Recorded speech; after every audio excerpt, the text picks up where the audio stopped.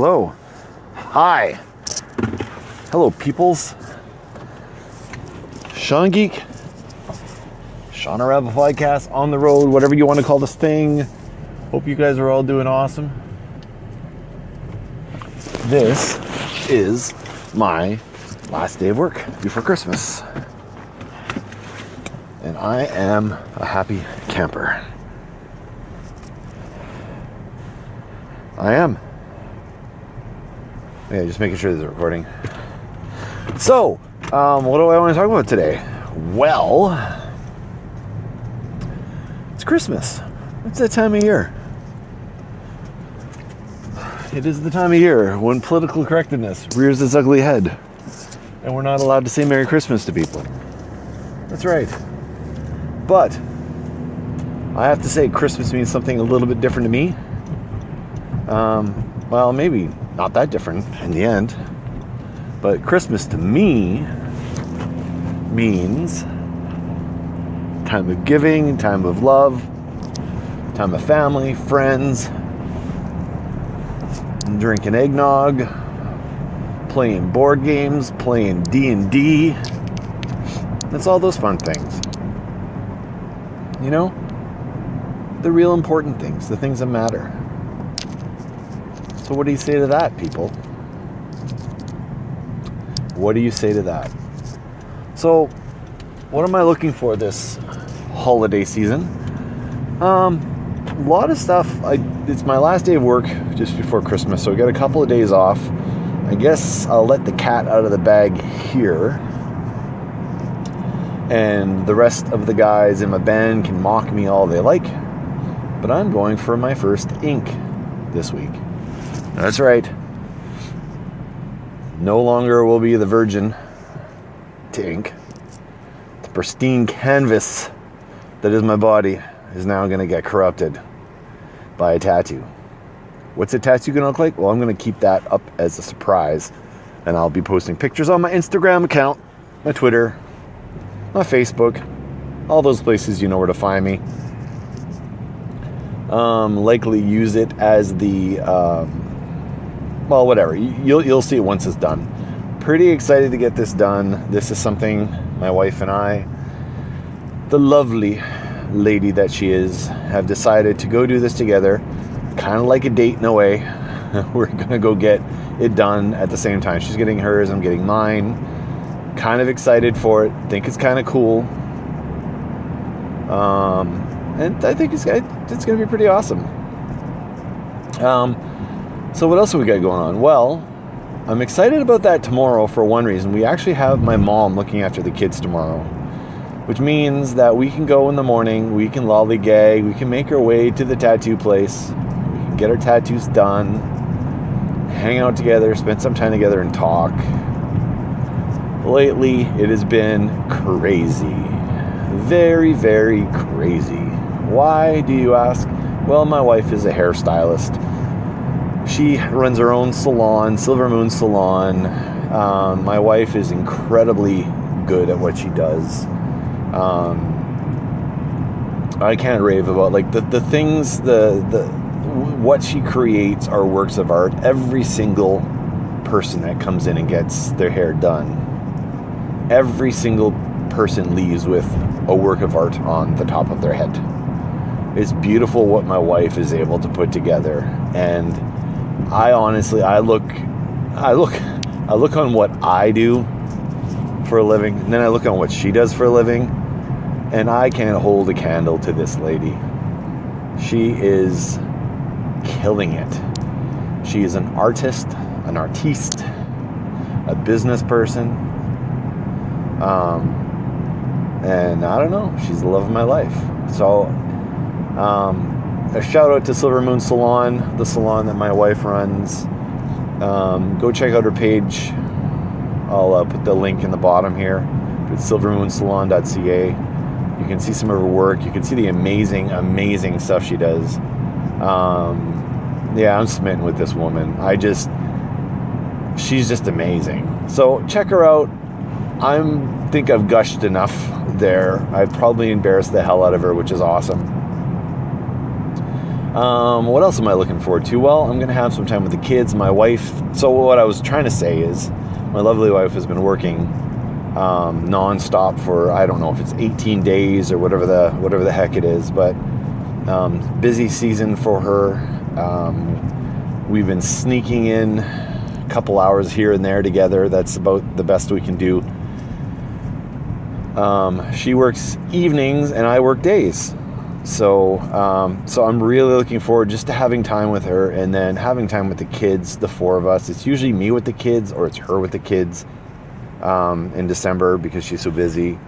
So it'd be nice to actually have some full-fledged family time. I'm really looking forward to doing that.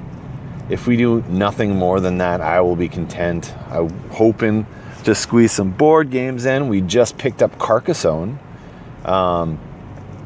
It's a game that's been on our radar and that we have played, I think, once before on tabletop, but we ended up buying it for the Xbox and playing it on the Xbox quite a bit. It's a 360 game that's backwards or forwards compatible to the Xbox One.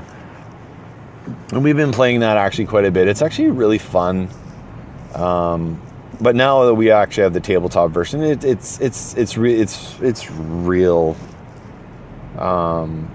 it's really, really good. Anyway, it's nice to have the tabletop version of the game. It's nice to play it the way it's intended to be played. Nothing against the video game version, but it's just not the same. It's just not the same. There's a whole tactile thing when you're playing a board game. The smell of the box, laying the things out, handling the meebles as they're called in this game, and just playing it. There's something to be said for it. Not quite the same playing it on a console. Still fun, but not quite the same. So we had a good session of that, and then we also played Space Alert. I'm not sure if any of you are familiar with it. We had some friends of ours, T&D, came over, and they are great people, and they are board game nerds like my wife and I, and we played Space Alert. It is a cooperative game. It is freaking hard, and the game is based on time frames. So the whole game is laid out that you are planning what you're going to do for, I guess it's like 1, 2, 3, 6, maybe 8 moves, I think. So you're planning 8 moves together cooperatively. I'm going to do this, I'm going to do that, you're going to do this, I'm going to do that. You plan out 8 moves of what you're going to do for 8 moves. And you have cards that determine what you can do. And on the card, there's 2 options on these cards. So you lay the cards out in the manner you want to go. So you're either going to move right, you're going to move left, you're going to move down, you are going to energize your shields, or you are going to fire your cannons, or I think that's it. So those are the actions you do, and you lay them out in advance, and you have a time limit to get this done. You get a little bit of notice on what's coming. So there's 3 ships that are coming to attack, and you're planning your moves based upon, okay, well, we know this ship is going to arrive in round 1. We know this ship's going to arrive on round 2. We know this ship's going to arrive in round 3, etc., etc. So you're plotting your 8 moves out, or 6 moves, or whatever it is, and then the game starts. So once the round's down, once the round is finished, and the round is just plotting the moves. Once the round is finished, you actually play the turns out, and you go in order. Now, if you have not planned it out properly, because you're planning this out in a rush, then what's going to happen is you're probably going to screw it up. So someone might be doing, for example, you might be firing the cannons and depleting the energy source that provides your cannons, and then firing again without recharging them. Little things like that. So anyway, it's a really fun game. I highly recommend it. I don't think it's on a lot of people's radars, but I highly recommend you guys give it a try. I'm going to include some links on here so you can see what to go to. what else are we looking forward to in this holiday season? Other than board games, we're probably going to delve deep into the game that has been our obsession, my wife and I and our friend Perikian. We're probably going to go back and continue playing along with 7 Days to Die, which is a Telltale Games. It is not in the Telltale fashion, but it is a game that is an RPG. It's a video game. It's an RPG style video game, zombie survival, and I wouldn't say world building so much as one of the survival aspects is building a base, scrounging for supplies, fortifying your base, and all the things included. And this is a very expansive game. It is difficult to play. The learning curve is a little steep, but I think the rewards are really, really strong. When you can play this cooperatively, you can play this competitively. It's all in the settings and how you set it up. You can play this privately. And for those that worry that, hey, I have an Xbox One at home and I want to play with my spouse or my roommate or whatever, it does have split screen capability. Yeah. Thanks for getting it right, Telltale. Anyway, highly recommend it.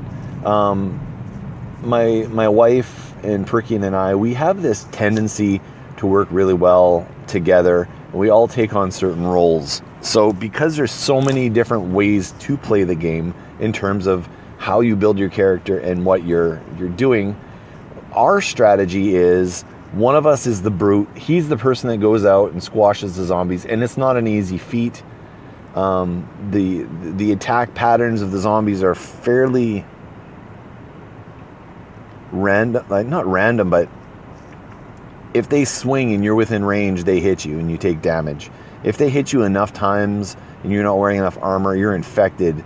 And when you're infected, you need to take something to to cure the infection. And it's not a health pack. A health pack heals you after you've taken damage. But if you're infected, you're going to continuously lose health and you can die in a matter of seconds. So throughout the game, every skill that you work on, so if you're spending your time beating the crap out of zombies with a club, for example, your blunt weapons gets experience every kill that you get, every hit that you do. If you are attacking them with a knife, if you're lucky enough to find one, your combat experience is going to go up in edged weapons or blade weapons, I think it's called. If you are, like my wife does, the fortifier, if you are constantly building your base the entire time, putting up walls, putting up flooring, putting up doors, if you're doing that in the game, then your skill in construction is going to go up. And the higher your skill in construction, the better your construction is, the higher the quality of the construction is, and the less time things will take. So for example, when you're building something, you got to hammer away like with a hammer sort of deal, and it will take you multiple hits to create that thing, to build that thing. It takes less hits and is sturdier, I believe. There's cooking in the game. There is recipes. So if you find eggs, okay, you found the eggs. Hey, I can eat the eggs raw. Chance you could get an infection from that or get dysentery. Or if you have a pot, you can boil the eggs. If you've killed a pig, you can make bacon and eggs. How about that? You can also get food you're also going to get food from scrounging. You might find a can of peas there. You might be lucky enough to find a blueberry pie.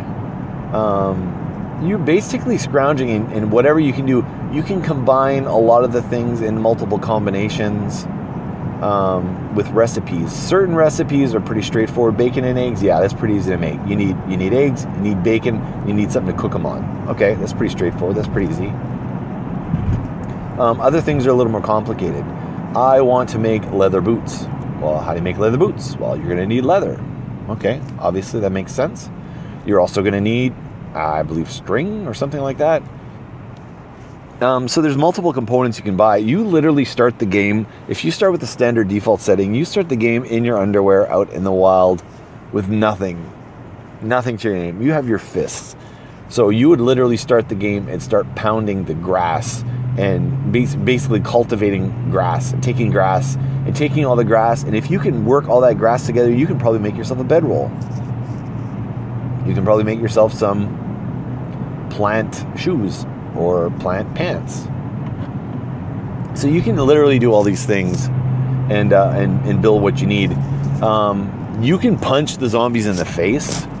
It's not going to be very effective, but it will get the job done. But you can actually start just chopping away with your bare hands on a tree to get enough wood. You don't need a lot to get enough wood to build a club. And once you get a club, you can whack-a-mole those zombies pretty well. You can also build an axe using stones and wood and combine them together. And I think you need, and also grass, because I think you're creating things to tie the stone and the wood together. With that, you can make yourself a stone hatchet.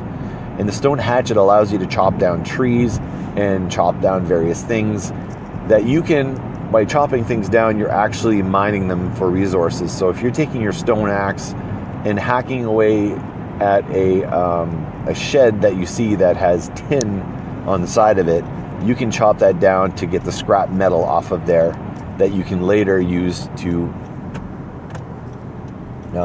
build other things. I'm just changing lanes here very quickly because I took a wrong turn off. Anyway, so the versatility of this game is actually really fun. And what's really, really strange with this game is there's no plot line. You're not following anything. It's a game of survival, and it's literally survival, and you get better at it all the time. Every time you die, you lose your gear. So other things you want to set up in the game is, well, I'm going to set up a bedroll so that when I die, I'm going to restart the game where my bedroll is. Other things you can do is you can build storage chests to store your gear so that if you do die, you do have backup gear that you've accumulated that you can keep. You have a backpack that you wear that only holds so many items, so you really want to have a storage chest at all times. So, yes, I guess this is a 7 Days to Die podcast. Anyway, check it out. We managed to pick it up for $12 as a Black Friday deal. The game is never really that expensive, and it is still kind of Telltale. It seems to still kind of be like an indie studio. So none of the pricing on any of their products are ever really that expensive. But for us that are waiting for the next State of Decay to come out, this is, I thought, would be a nice replacement until State of Decay 2 comes out. But it's not even close to being the same game. Yes, there's zombies in it, but really that is the only similarity. Oh man, this sucks. I'm on my way home, and there's a train. On a train track where there's never trains. Rarely, if ever, any trains. Oh, that sucks. You know what? Like, why now? Let's see how long this sucker is. Thank you, Canadian Pacific, for making me late for supper. I swear to God, they time these during rush hour. Oh man, this boy's long. So on to other news. State of Decay comes out, I think, in March of 2018. Looking really forward to that.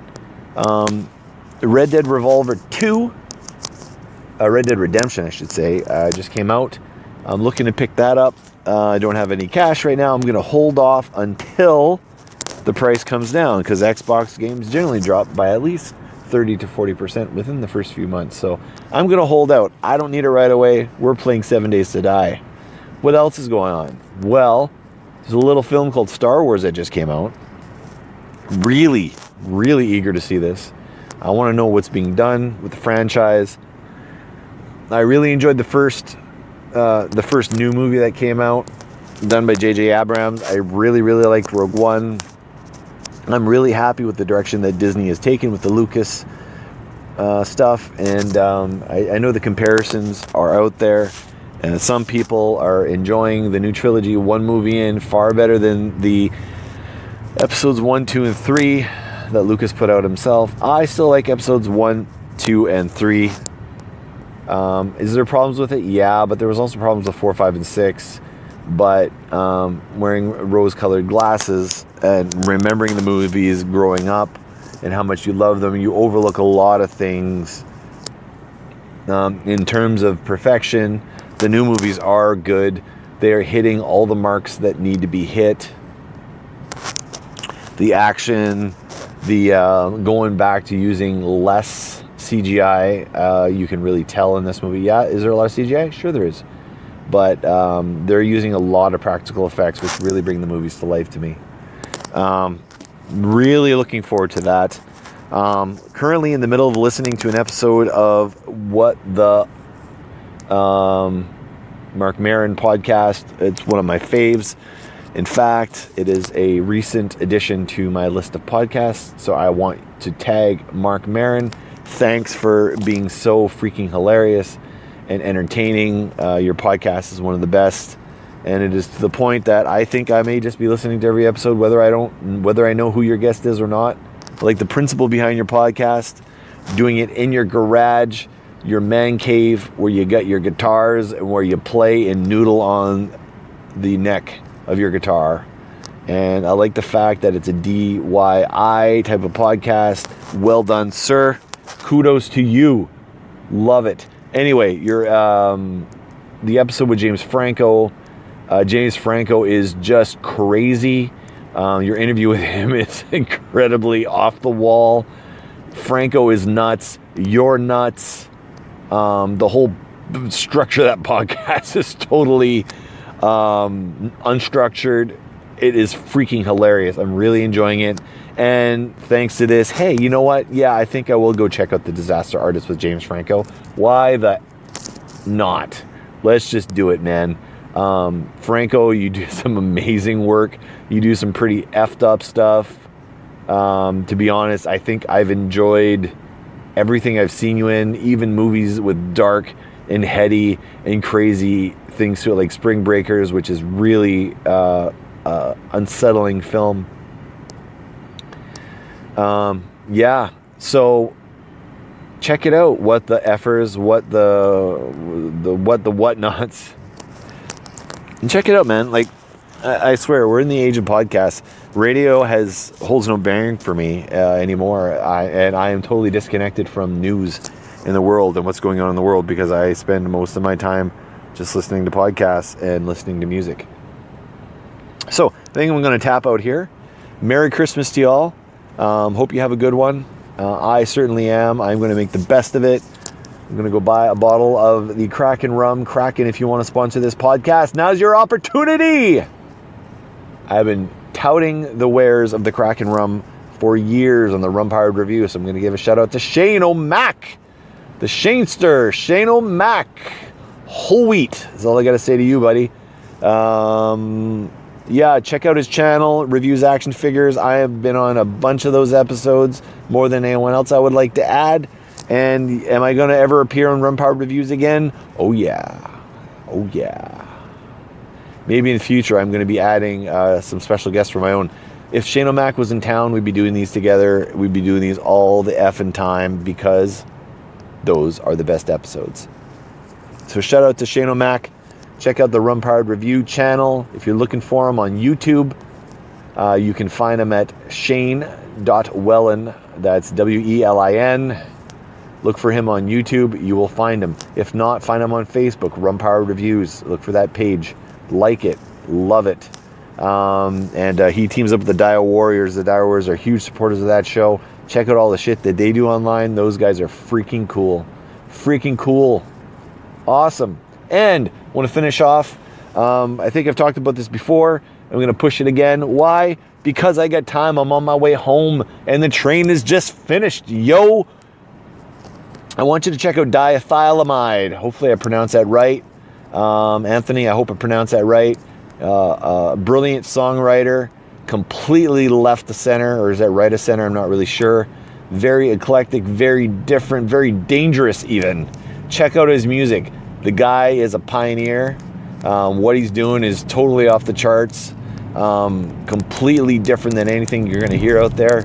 I know I give shout outs to bands. I'll give shout out to those guys again. Really, really awesome. Or those guys, that guy, because it's a one-man band, and he is experimenting. He's experimenting, just following him on his Instagram as I always do, and on his Facebook. And this dude is going to try to take his music to the next level. How? Well, he's a very DIY kind of guy, but he's investing in some technology. So check him out, follow him, Instagram, all those places. I'll post it below, check it out. Who else can I give a shout out to? You want a shout out on this show? You want to be part of this show? Do you want your name in lights for all 2 viewers or listeners that listen to this podcast? No, there's more than that. Hey, you want a shout out on this page? You got something you want to pimp? You want me to pimp for you? I'm there. I'll do it.